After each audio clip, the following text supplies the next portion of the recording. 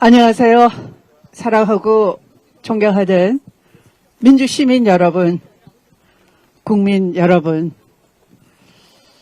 우리는 오늘도 하루하루 살아내기가 힘듭니다. 윤석열 정권 2년 반, 아직도 2년 반이 남았습니다. 지나간 2년 반을 생각하면 하루도 숨 쉴 수가 없고 뉴스를 볼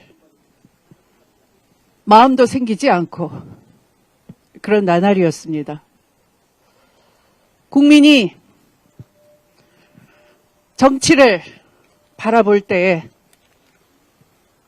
정치는 그저 권력자의 노름이기만 했습니다. 국민을 돌보지 않는 권력자들을 지켜보기가 국민이 숨쉬기조차 힘들었습니다. 그런데 대통령이 자신을 향한 온갖 지탄과 비판을 외면한 채 딴 나라의 우주에서 내려온 왕이기나 한 것처럼 지난 2년 반 하루도 편할 날이 없었다라고 합니다. 우리가 본 대통령은 부인의 주가 조작 사건이 터지고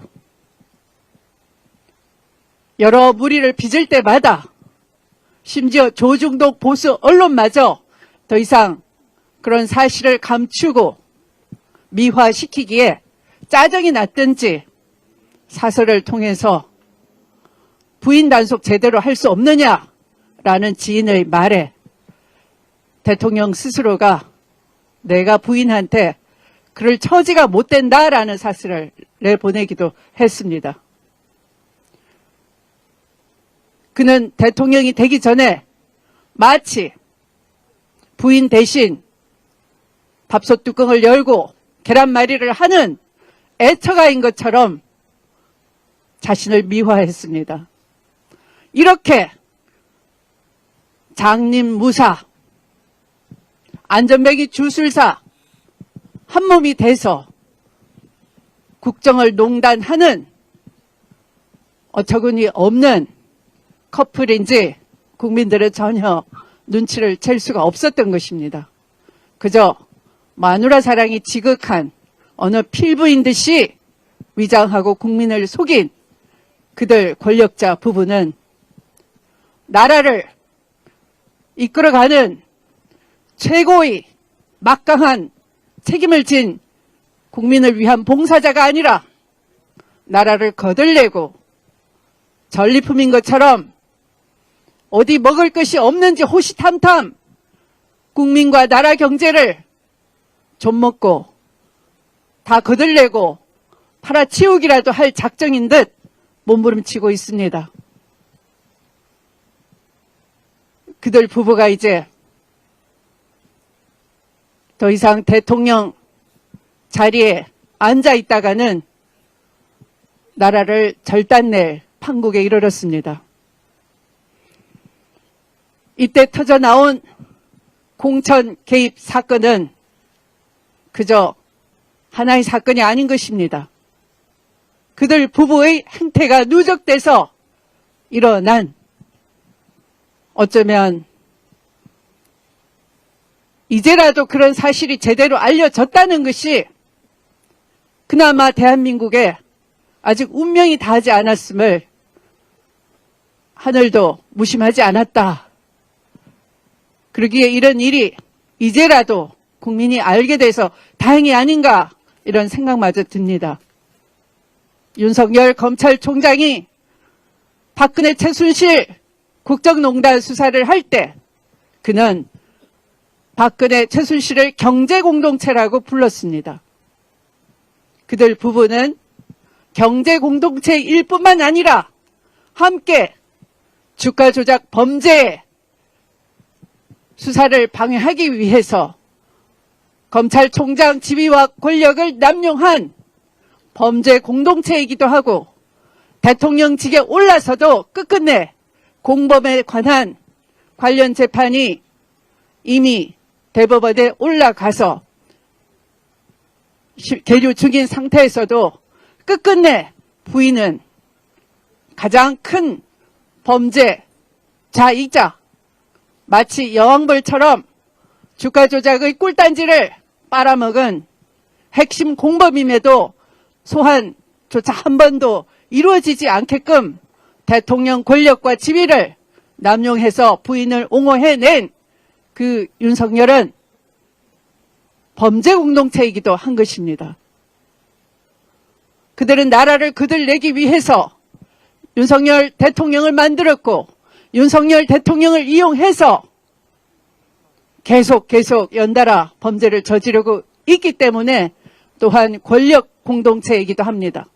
경제 공동체, 범죄 공동체, 권력 공동체, 이 삼위일체 공동체, 윤석열식으로 얘기하면 그들은 범죄 카르텔이기도 하고 범죄 단체 조직이기도 하고 그 조직범의 수괴가 김건희 여사인지 윤석열 대통령인지 국민들은 헷갈리기도 합니다.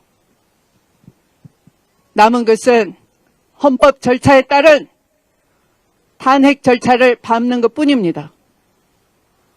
또 한 번의 탄핵에 국민들은 걱정도 크실 겁니다.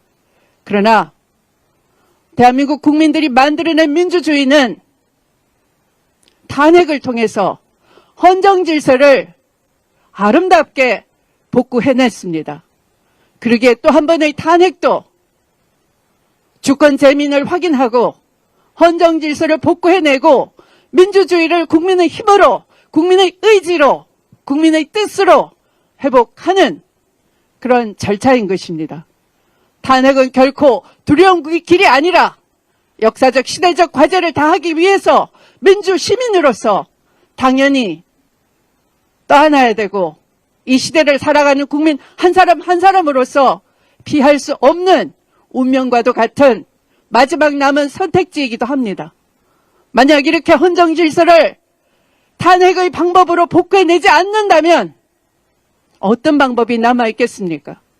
우리가 우물쭈물하는 사이에 제2의 검찰 쿠데타를 꿈꾸는 세력도 있을 것이고 그것이 한심하다고 내가 진짜 999 영웅이야 하면서 전두환처럼 다시 헛된 꿈을 꾸는 망상가 군인도 있을 수가 있는 것입니다.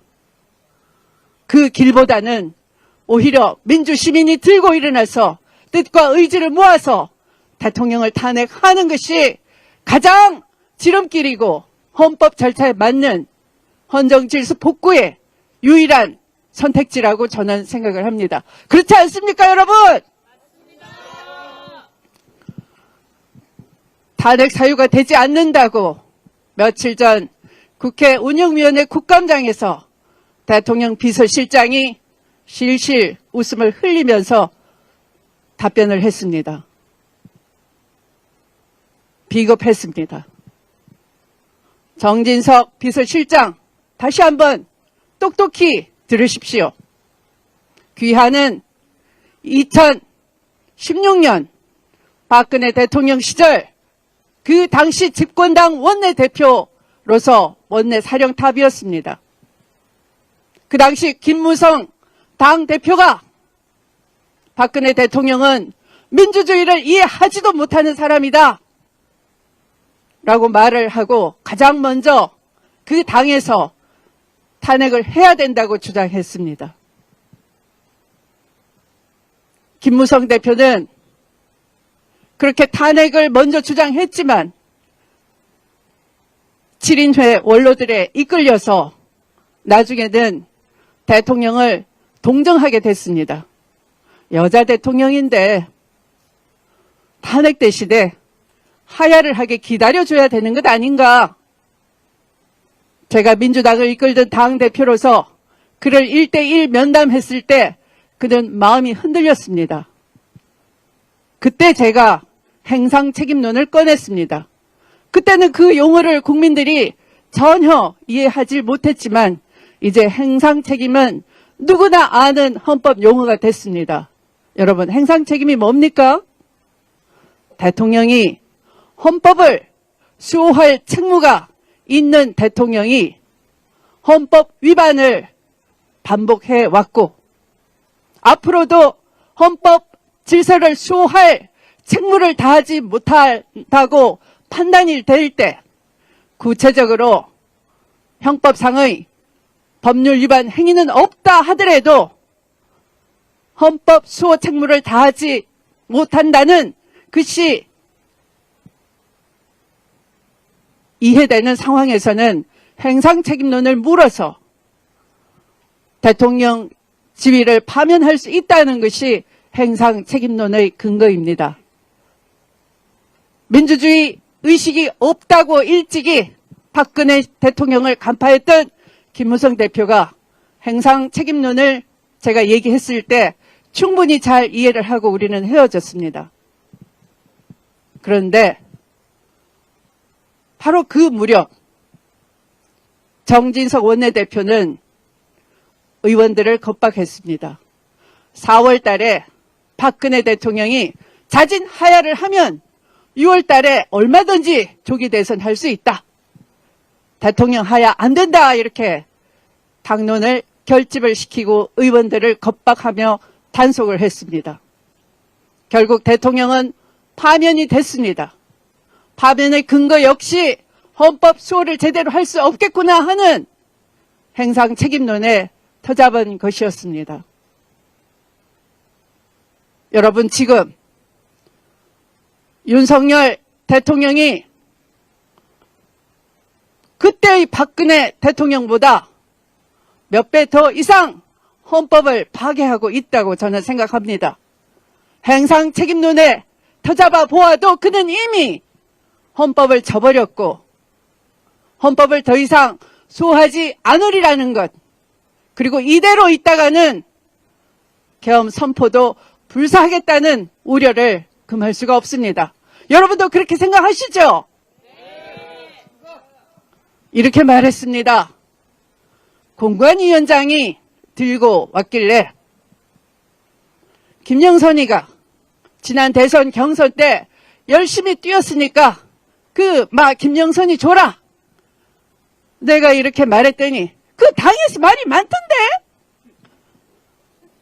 좀 더빙이 잘 안 됐을 수도 있습니다.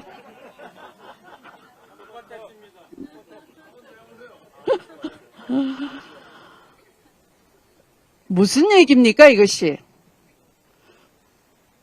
정진석 비서실장은 그때 그렇게 말했을 때는 이 자리에서 취임식하기 하루 전날이어서 아직 대통령 안 됐고 그래서 공무원이 아니다. 무슨 법률 위반했느냐? 당신 법무부 장관 했다면서 그렇게 무식하냐는 식으로 실실 쪼개면서 저를 바라보더군요. 그러나 저는 간파했습니다. 이미 지고 있구나. 왜냐하면 그런 엉터리 같은 답변은 먼저 엉터리 선생한테 배운 것인데 그 엉터리 선생은 권성동 국회의원이었어요. 권성동 국회의원은 명선생이 말하기를 윤석열을 소태, 펄펄 끓는 소태 집어넣어서 삶을 것이다. 그러니 일찌감치 결별을 하라고 예언을 해주었습니다. 그 예언이 결국 틀리지 않은 거예요. 그렇게 엉터리 코치를 해준 결과 비서실장이 그렇게 국민 앞에서 엉터리 답변을 하고 실실 쪼갰던 겁니다. 여러분, 대통령 당선자가 대통령 취임식 직전 날 공천 개입하면은 그게 무죄가 되겠습니까? 말이 안 되는 것이죠. 5월 10일 공천이 확정됐고 5월 13일 김영선이 후보 등록을 마쳤습니다. 그러면 이미 신분이 확정된 대통령이 그 지위를 이용해서 해서는 안 될 공무원의 지위를 이용해서 당내 경선에 개입한 것이니까 명백히 공직선거법에 금지한 것을 위반한 것이죠. 단순히 경선 개입뿐만 아니라 이것은 위력으로 대통령의 권세를 이용해서 당내 경선 업무를 방해한 형법상의 업무방해죄에도 해당이 되는 것입니다. 더 나아가서 뒷거래를 했던 것이죠. 단순히 공천 개입만 했던 것이 아니라 3억 7,500만 원에 상당하는 여론조사 비용, 당연히 윤석열 후보가 부담해야 될 개인 채무를 면제받는 대가로 김영선 공천을 준 것이고, 김 여사는 뭐라고 했습니까? 이것이 명 선생님에 대한 선물이라고 했습니다. 그리고 또 명 선생은 오늘 보니까 미륵보살이라면서요. 김영선 국회의원은 명태균 씨가 8월달 생일이 됐는데 그날이 부처님 오신 날이라고 했다고 그래요. 참 부끄럽습니다. 대한민국 국회의원의 지능과 지적 수준, 교양 수준이 그렇게 한심하다는 것에 참으로 대신 국민 여러분께 사죄드리겠습니다.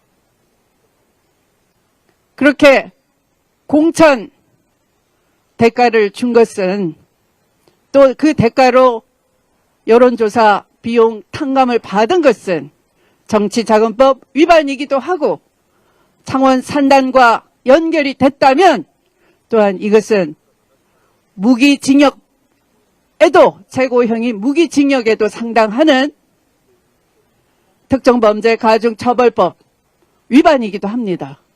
정진석 비서실장님, 이렇게 구체적으로 어떻게 형법과 제반 법률을 위반했는지 제가 소상하게 이미 4번째 설명을 드리고 있습니다.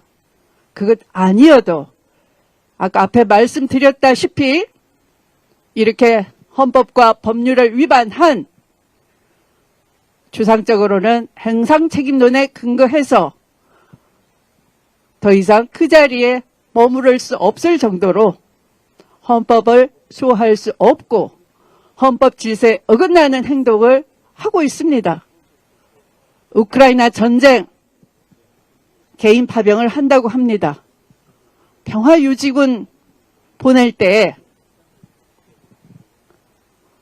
그때의 상황을 먼저 알아보기 위해서 미리 현지를 알아보기 위해서 사람을 보낼 수도 있습니다. 그것을 이용해서 교묘하게 지난해에 개인 파병은 국회 동의를 안 거쳐도 된다는 외교부 훈령도 만들어놨습니다. 그러니까 이들은 이미 이런 사태를 예견하고 군대를 우크라이나 지역에 보내기로 미리 법적 준비를 하고 있었다라고 저는 짐작이 됐습니다. 전율이 왔습니다. 그래서 저는 시급히 이런 것을 예방하기 위해서 오늘 법률안을 하나 발의를 했습니다. 개인 파병이든 아니든 어떤 경우라도 어떤 연락관이든 파견관이든 참관단이든 어떤 명목을 달아서 교전 지역에 국민의 생명이 위험할 수도 있는 상황으로 우리의 군인들을 보내는 경우에는 반드시 국회 동의를 거치지 않으면 안 되도록 법률안 개정을 발의를 했습니다. 왜 박수 안 쳐주십니까?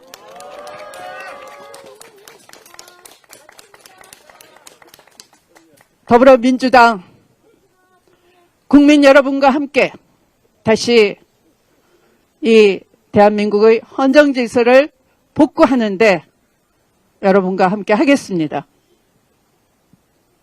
2016년 촛불은 혹시 정치적으로 오염시킬까봐 우리는 곁에서, 측면에서 여러분과 함께 했습니다.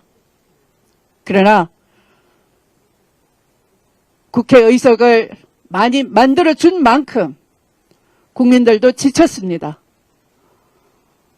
민주당 의원이 먼저 한가운데 있어 주십시오 한다면 국민 한가운데 있겠습니다. 이재명 민주당 대표를 향한 검찰 정권의 칼날이 번뜩이고 있는 이때에 민주당이 이재명 대표와 함께 국민 한가운데 있다면 앞으로 우리들은 철통 방어가 돼서 검찰 정권의 무도한 사법쇼에 당하지 않고 헌정 질서도 함께 복구해내는 그날이 올 때까지 더 큰 힘이 생길 수 있을 것 같습니다. 여러분 함께 해주시겠습니까? 네. 감사합니다. 그러면 저는 믿고 다음 주자에게 뜨거운 마이크를 넘기도록 하겠습니다. 감사합니다. 예, 뜨거운 발언해주신 우리 추미애 의원님께 다시 우리 민주당 최고위원이십니다. 김민석 의원님 발언 있겠습니다.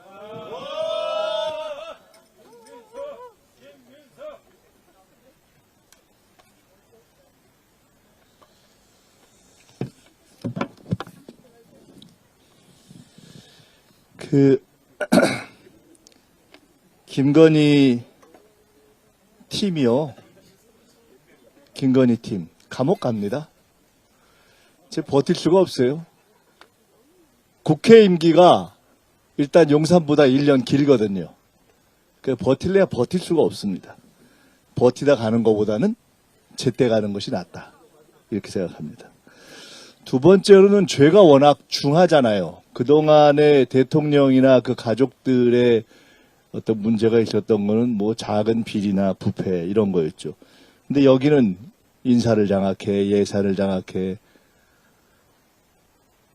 공천 개입해, 심지어 전쟁을 음모해, 계엄까지 하려고 해. 이건 봐줄래야 봐줄 수가 없다 이렇게 생각합니다.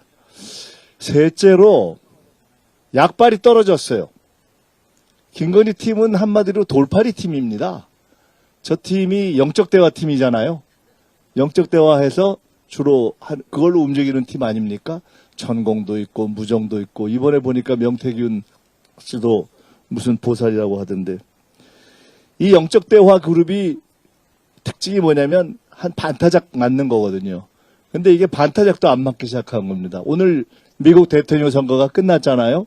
제가 우연히 봤는데 천공이 얼마 전에 11월 달에 미국의 해리스가 대통령 된다고. 일단 큰 게 아시다시피 천공이 그렇게 윤석열, 김건희 이 팀을 친일 라인으로 쭉 가져가기 위해서 얼마나 애를 썼습니까? 기시다가 왔을 때 호텔까지 갔다가 커피숍에도 나타나고 그랬던 거 아닙니까? 이제 어쩌다 맞는 그 돌팔이들이 이제 어쩌다도 안 맞는 약발이 확실하게 떨어지기 시작했습니다. 저는 이렇게 봅니다. 기시다 정권 시절에 했던 그리고 바이든 정권 시절에 했던 여러 가지들이 이제 옳고 그름을 떠나서 안 맞을 겁니다. 남북관계에 대한 생각도 안 맞고 한일관계에 대한 생각도 안 맞고 한미관계에 대한 생각도 안 맞고 우크라이나를 어떻게 풀어갈 것인지도 안 맞는 이렇게 윤석열 정권이 그동안 꿈꿔오고 그 돌팔이 통박에 의해서 기대서 풀어왔고 기대해왔던 퍼즐들이 이제 하나하나 무너지는 단계 이제 김건희 팀의 약발이 확실하게 떨어지는 그들의 운이 다했다 이렇게 생각합니다. 조금 전에 우리 존경하는 추미애 대표님께서 옛날 박근혜 시절 얘기를 하면서 행상책임 말씀을 하셨는데요. 행상책임을 그냥 쉬운 말로 하면 값이 안 된다는 겁니다. 이게 죄상과 불법이 차고도 넘쳐서 도저히 대통령을 할 수 있는 값이 안 된다고 국민들이 볼 때 결국은 그 정권은 무너집니다. 사무실을 공짜로 쓰고 그것을 그 공짜로 빌려준 건물주들 나중에 공직을 주는 거. 이게 옛날 말로 매간 매직 아닙니까?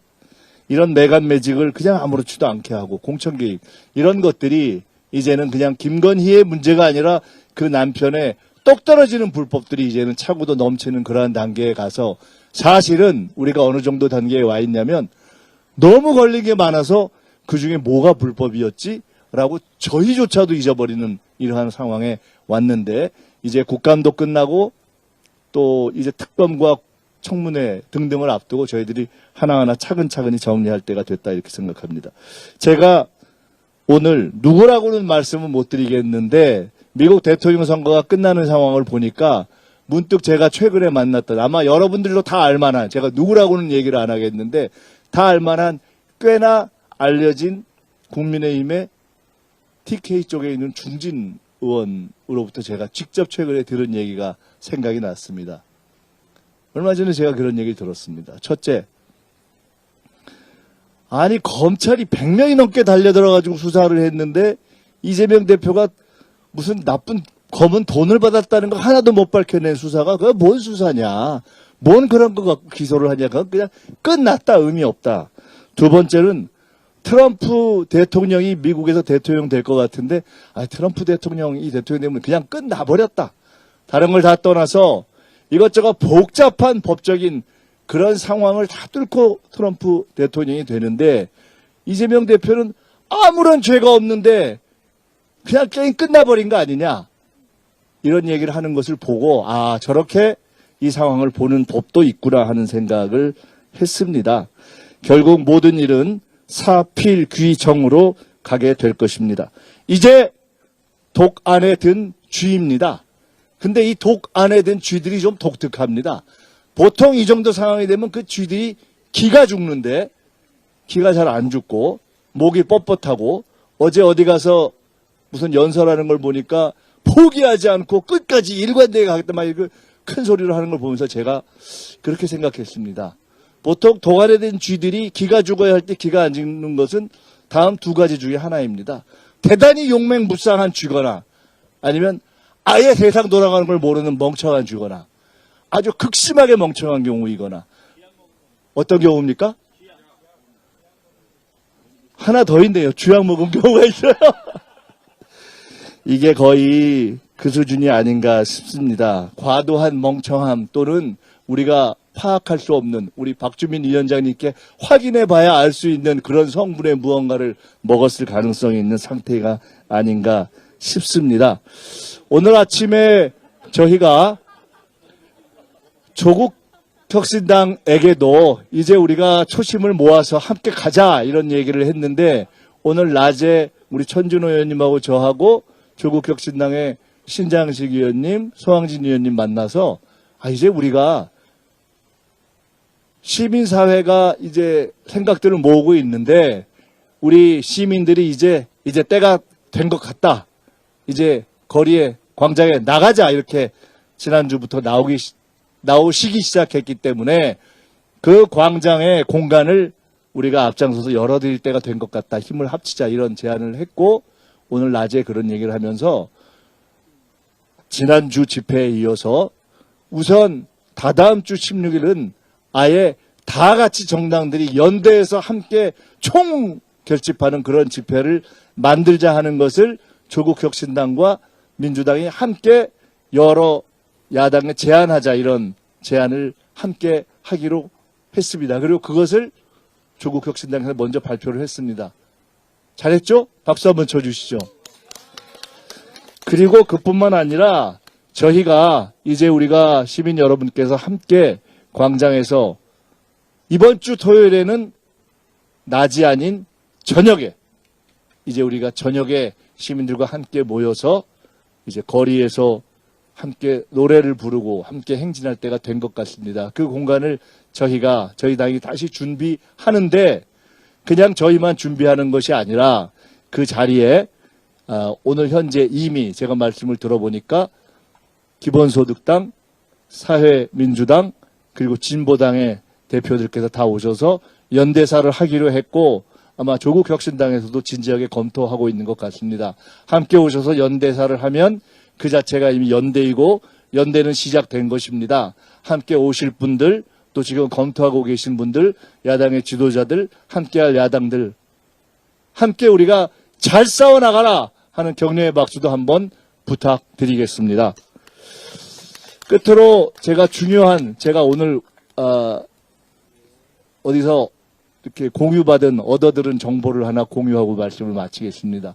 윤석열 앤드 김건희인지 김건희 앤드 윤석열인지 가로 퇴진송 이렇게 돼 있는 게 보면 있습니다. 유튜브 보시면 아파트 드디어 세계 글로벌 히트성인 아파트에 맞춰서 제가 아까 보니까 퇴진해 든가 하여간 거 한번 우리 보시자고요. 그게 드디어 우리 국민들의 이 창조적인 이 문화가 드디어 꿈틀거려서 터져 나오기 시작했습니다. 이제 시작된 것입니다. 우리는 도가래든 쥐를 잡을 것이고 결코 놓치지 않을 것이고 이 싸움을 끝낼 것입니다. 감사합니다. 준비를 많이 하셨다고 그럽니다. 걱정된답니다. 순서가 안 올까봐. 예.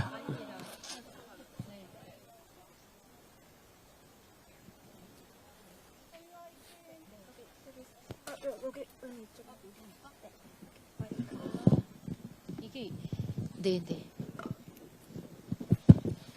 네.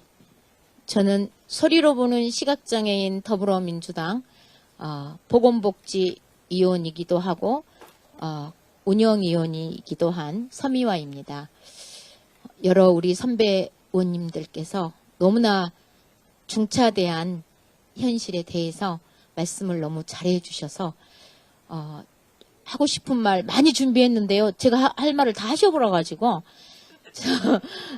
안 한 말씀을 하겠습니다.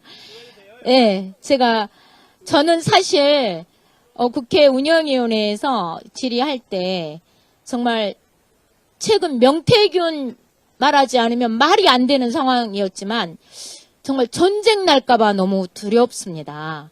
그래서 제가 그날 2차 질의 때 오물풍선 질의를 했었는데요. 우리나라의 오물풍선이 몇 개가 살포됐는지 아십니까? 주관식 어렵죠? 네. 네. 6,200개가 살포됐거든요. 네. 그랬는데 초기 오물풍선에 기생충이 가득한 용변이 날라왔었어요. 그런데 제가 안보실장, 신원식 안보실장에게 질의를 했는데요. 제가 잠깐 준비를 많이 했습니다. 풍선이 어디 갔지? 여기 이 풍선 진짜 보이시죠? 이 북한에서 날아오는 풍선 재질 이거하고 똑같은 라텍스 재질이에요. 근데 이것을 우리 지금 국방부가 바람 빠지네요. 네.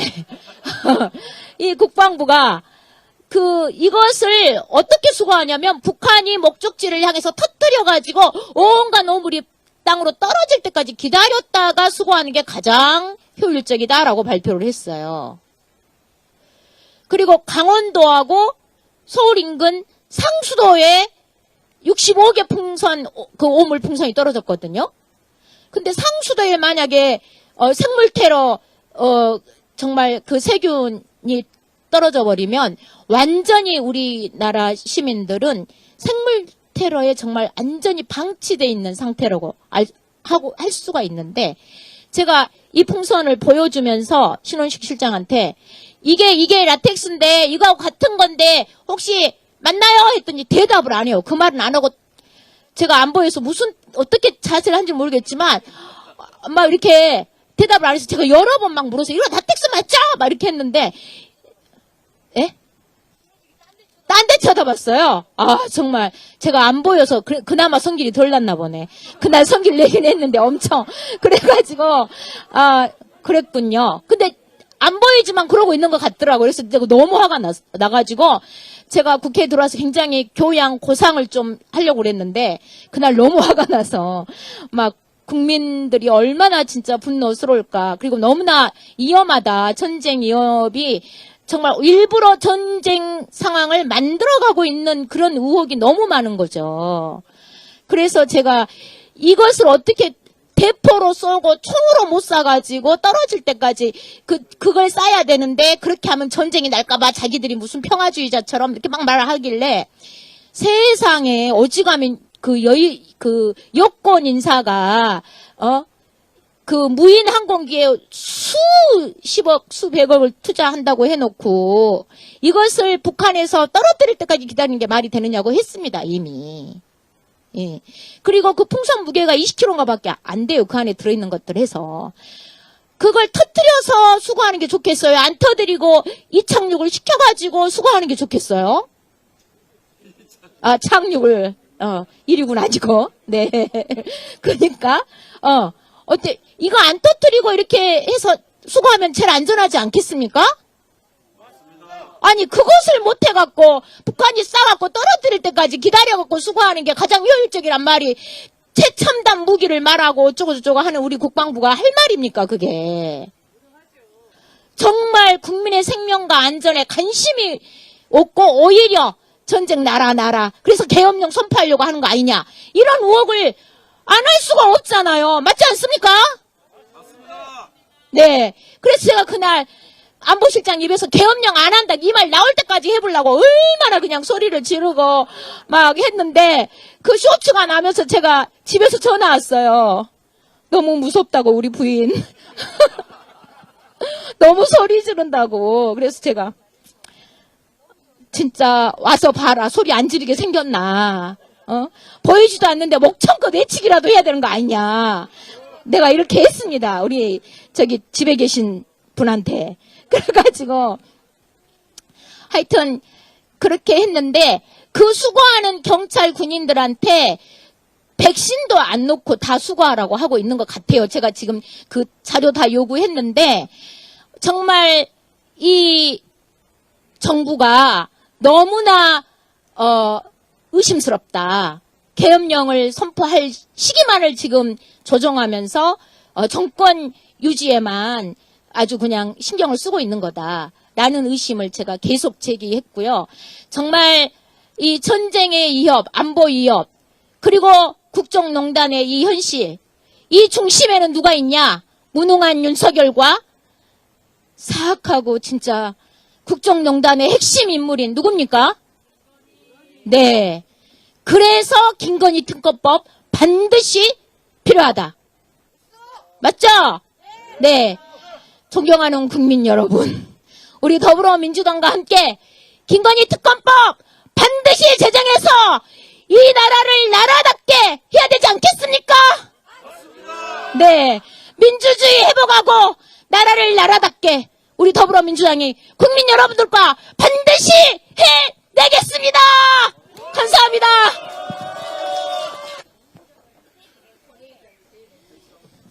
네, 반갑습니다. 안녕하셨어요? 왜 안녕 못하죠? 네, 오늘은 김건희 특검법 세 번째 발의해서 통과시켜야 되는 의지를 다지는 날이기 때문에 앞에 우리 존경하는 추미애 대표님, 의원님, 또 박주민 의원님 법리 말씀하셨는데 조금 더 세밀하게 좀 보충을 해서 말씀을 드릴까 합니다. 몇 개의 퍼즐이 있는데요. 5월 9일 날 대통령 당선자가 취임 하루를 앞두고 김영선 공천을 하겠다는 그런 약속이 어떤 법 위반이 될 건가에 대한 논란이 있습니다. 5월 10일 날 이제 대통령이 취임하는 그날 김영선 의원이 공천을 받았고 공천 받은 대로 경남 창원에서 국회의원이 됐습니다. 근데 이것을 단순히 5월 9일과 5월 10일에 대통령 당선자 혹은 대통령의 발언만 가지고 얘기를 하면 전체적인 본질을 파악하는데 한계가 있다고 생각을 합니다. 명태균이라는 사람이 어떻게 등장했느냐, 그것은 지금 여러 가지 보도에 의하면 김영선 의원의 소개로, 김영선 의원은 윤석열 대통령과 서울법대 동기입니다. 나이도 아마 거의 비슷할 거고요. 그리고 원래 친한 사이인 것도 맞는 것 같습니다. 김영선에 의해서 명태균이 윤석열 대통령 내외에 소개가 됐습니다. 그러면 그리고 명태균이라는 사람은 김영선의 정적 백그라운드를 갖고서 경남 지역에서 나름대로 영향력을 행사하면서 그렇게 일을 해왔습니다. 그렇게 놓고 볼 때 김영선에 의해서 소개된 명태균이 윤석열 부부에 들어갔고 무려 81회에 이르는 여론조사를 신고가 거의 없거나 뭐 아무튼 그런 여론조사를 3억 7천만 원의 비용을 들여서 해줬습니다. 그것은 윤석열 대통령 후보가 확정되기 전 그리고 후보가 확정된 후 그리고 심지어 대통령 선거일 당일까지도 그런 여론조사를 했다는 그런 보도가 있습니다.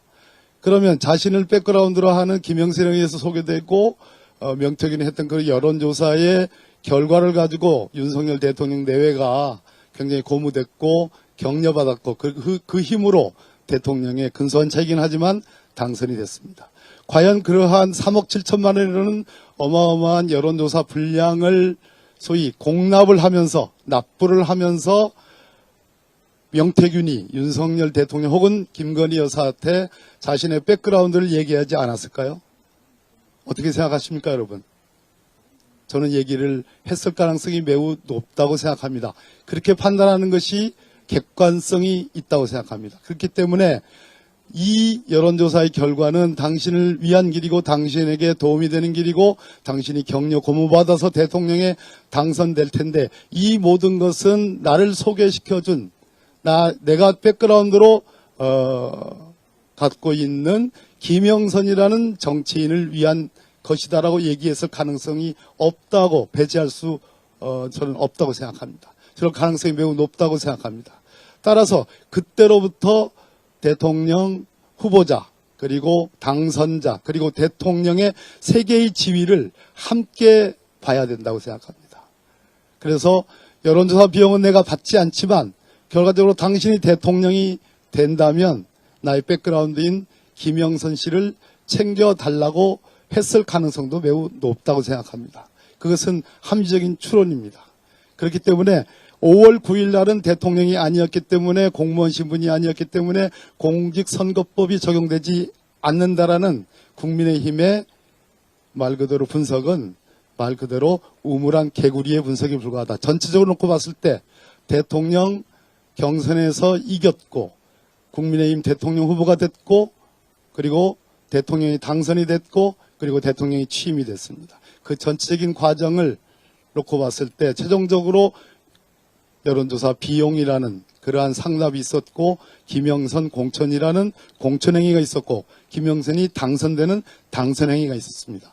여기서 끝나는 것이 아니라 더 나가서 제가 볼 때 도이치모터스 사건이 약 100배 아니 1000배 정도의 사이즈가 있는 어마어마한 비리 의혹 사건이 터졌습니다. 그것은 다름 아니라 경남 창원을 기반으로 하는 첨단 산업단지 조성 프로젝트입니다. 그것은 무려 예산 금액만 1조 4천억 원입니다.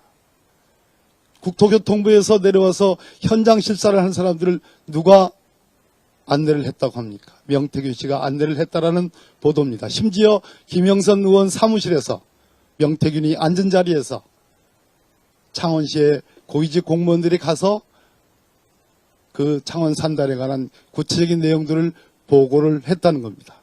명태균 씨는 정의화 전 국회의장의 비서 출신인 강모 씨와 함께 동업을 했다는 그런 보도가 있고 심지어 건물을 사가지고 그 창원 산단 부지 안에 건물을 사가지고 투자를 했고 주위 사람들에게 부동산 투자를 권유했다고 합니다. 이런 정도라고 한다면 제가 다시 한번 강조드리지만 대통령 후보 경선에 나가고 경선에 이겨서 대통령 후보자로 확정이 됐고 그 뒤에 대통령이 당선이 됐고 당선자 지위에서 공천을 약속하고 그 다음날 대통령의 지위에서 그 다음날 김영선 씨가 공천을 받고 그 이후로 3억 7천만 원의 여론조사 비용을 소위 채무를 면책을 시켜주고 돈 안 받아도 됩니다. 김영선을 공천해줬기 때문에 그 채무는 탕감해 드리겠습니다라는 행위가 있었고 그것은 명시적으로 하지 않아도 됩니다. 묵시적으로 해도 됩니다. 그 뒤에 1조 4천억짜리 국가 산업단지가 창원에 조성되고 그것을 주도한 본부장이라는 이름의 명태균이 있었다. 이 정도 사안이면 전체적으로 첫째, 정치자금법 위반이 됩니다. 두 번째, 아까 추미애 의원님이나 박주민 의원님이 얘기했듯이 업무 방해에 해당할 소지가 큽니다. 그것보다 더욱 중요한 것은 소위 사전 수뢰죄라는 것이 있습니다. 엊그저께 이명박 판례가 나왔습니다. 거기서 말하는 대통령이 될 지위, 즉 공무원이 될 지위에 해당하는 그 지위가 바로 윤석열 당선인의 지위입니다. 사전 수뢰죄 혹은 더 나아가서는 수뢰 후 부정처사죄가 됩니다. 금액이 무려 3억 7천만 원에 이르고 1조 4천억짜리 국가산단 조성과 관련된 것이기 때문에 특경가법이 적용이 됩니다.